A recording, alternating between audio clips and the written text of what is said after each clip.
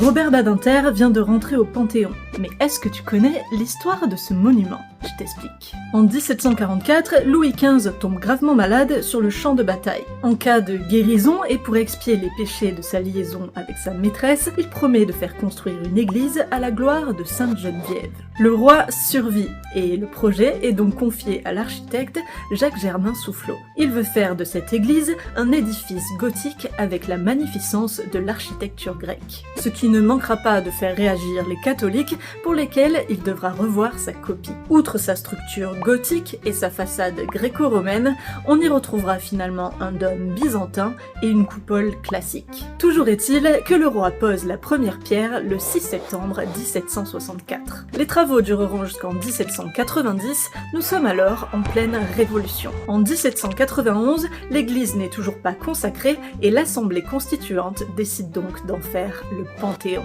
Dans cette France humaniste, pourquoi rendre hommage à Dieu quand on peut rendre hommage aux grands hommes? L'architecte Quatremer de Quincy est donc chargé de modifier les lieux. Adieu les grandes fenêtres, les clochers et la croix. Au 19e siècle, le Panthéon redeviendra église, puis Panthéon, puis église, enfin bref, c'est la valse des régimes et le bâtiment en fait les frais. C'est finalement en 1885, lors du décès de Victor Hugo, que le Panthéon reprendra sa fonction définitive. En 2025, 83 personnalités sont au Panthéon et seulement 6 femmes y sont représentées. À vous de juger. N'hésite pas à me suivre pour plus de culture chaque semaine. Et si la vidéo t'a plu, like, partage, enfin bref, fais ce que tu veux.